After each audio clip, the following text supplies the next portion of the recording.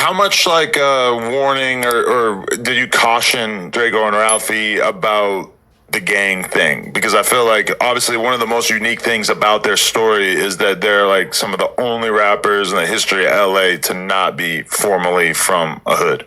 Probably because they didn't see their dad like pushing that envelope on them. And the things that I did do, or I'm guilty of, or whatever, however you want to put it. I didn't put that in their face and glorify that. I'm trying to glorify nothing like that to no kid. I'm going to glorify you. Going to reap what you sow. Just like them did that to him. I don't care about how tough you think you are. I don't care about what hood you from. And you could be the biggest, baddest bully on the planet. Karma going to be like a Hellcat and run you down and get right on the side of you. And lights out. I didn't see the toughest brothers go to prison and come out and be the homosexuals. Really? I didn't see I used to be the Don Juan. Now your name is just Twan.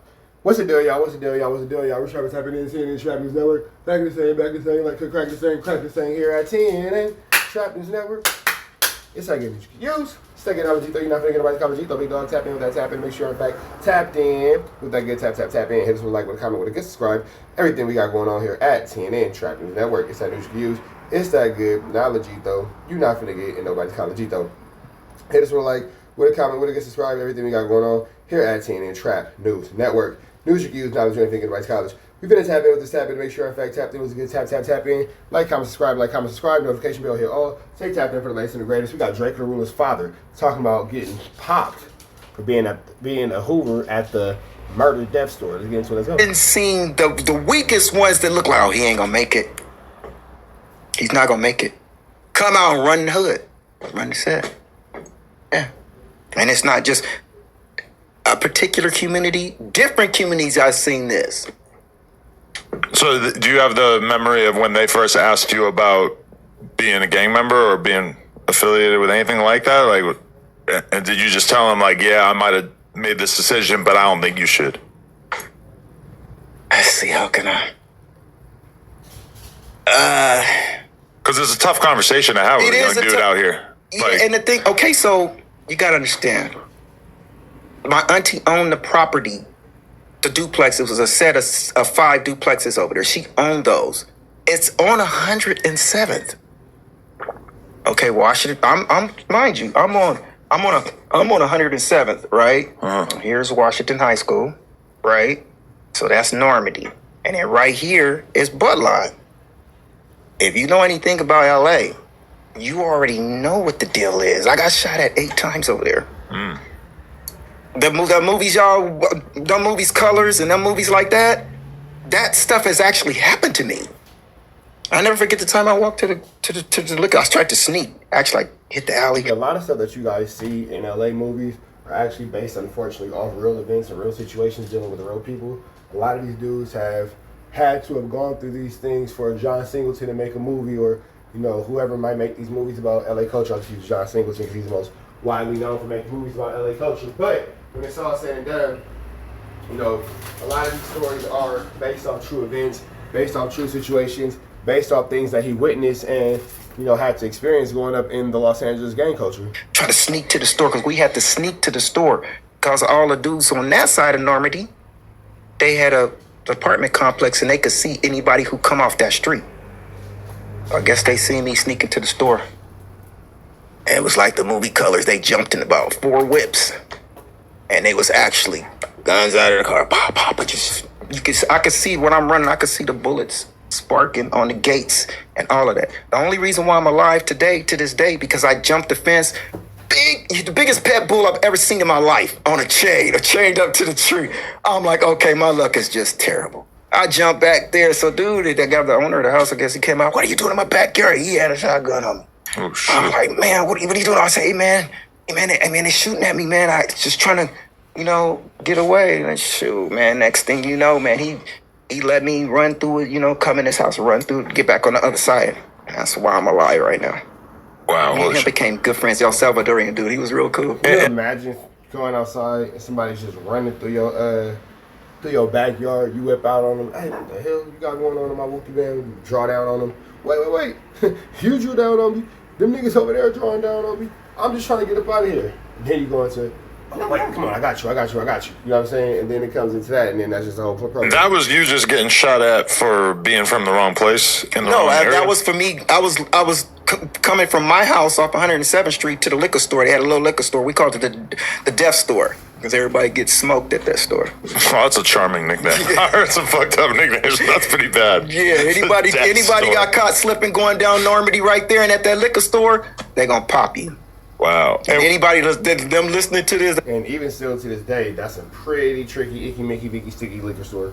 they gonna be like, oh yeah, we didn't know. Wait, but so they knew where you were from, or they're just looking at you like a random person that could just get it? Well, if they see you coming off of this side of Normandy,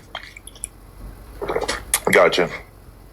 you was from that community. Right. If they see you coming from that side of Normandy, then you was from that community. Right. And it was a consistent war.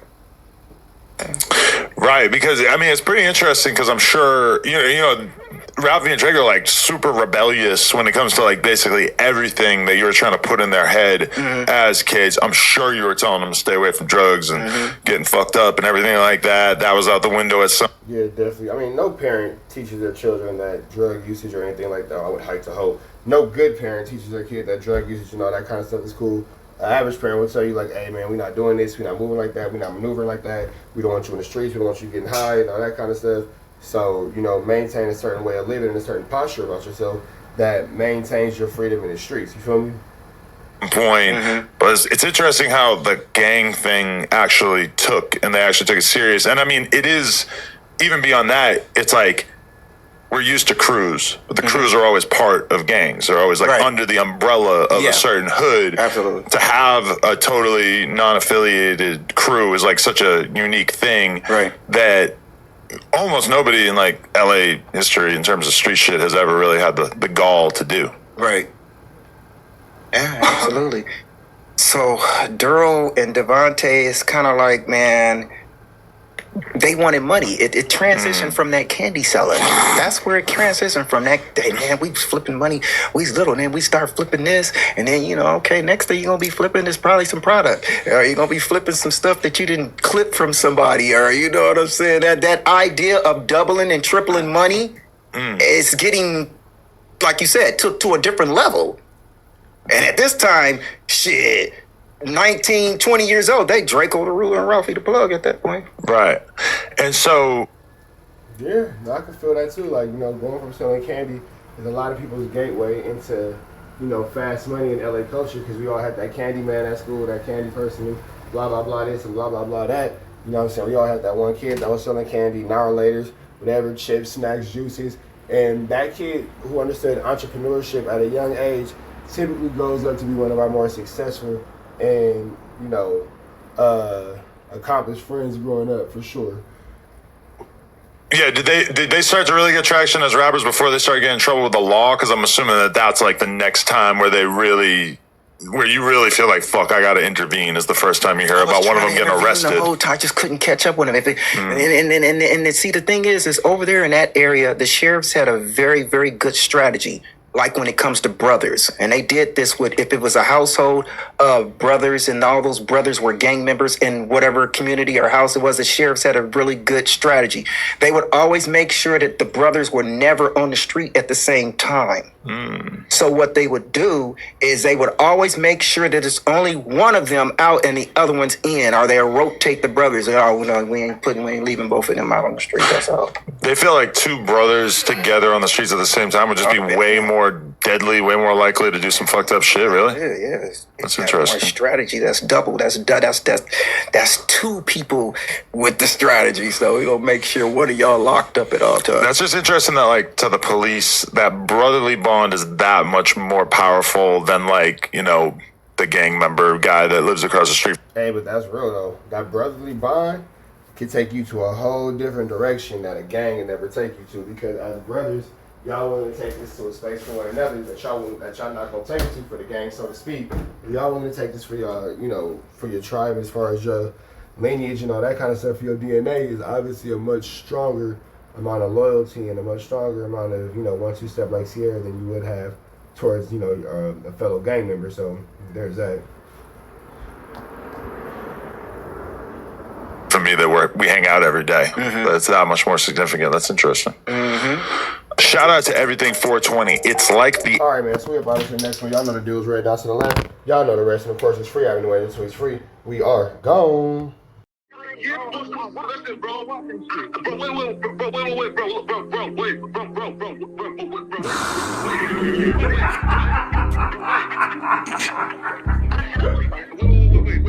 60 bands on my name.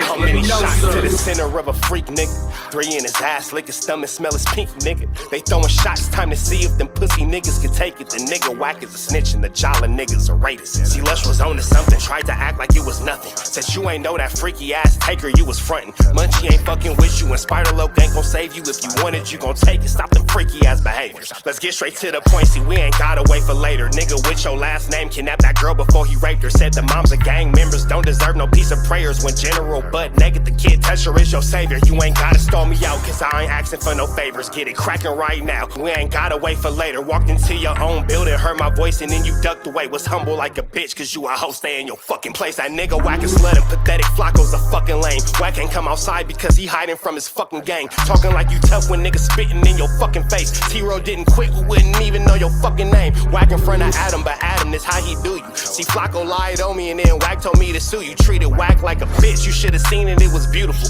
Now every single week that nigga jala on my pupil. Is it Fred or is it Frederick? Is it Dave or is it David? All thighs on me. Flocka belly, now you famous. Type of creep nigga is you. How are you and Dave related? Nigga, no means no. You should've told him not to take it. I'm really in the field, you niggas stuck inside the matrix. From BET to the Knicks, down in Compton where your face is. That nigga real jala got some freaky ass cases. Tryna fake fight Lush cause Adam wanted you to face. You wanna be like academics, making videos like point and shoot. You and Dave the same ass lame. We know the fucking truth. Brick ain't say this shit is a play, cause he don't fuck with you. He not gon' get involved when them real shooters come for you. If you grew up in the land, them thirsties, they would've humbled you. Grew up with them lions, I promise they would've hunted you. I get disrespectful, the next time I'ma punish you. You dirty fat bitch, I swear to God I see the bum in you. Niggas say they shooters till it's time to bring them guns out. Loose can't read and Whack lost his wife to Clubhouse. Treat Whack like a bitch, mark him out before he snitch again. Flocka, when I see you, I'ma show you the type of bitch you is. Niggas say they see me, they pullin' blick out. I promise that this Glock can make you sit down. Drum with a cooler, one for you, one for your brother. Wrap the string around the mop, sound like your dumbass when you stutter. Swear to God, nigga.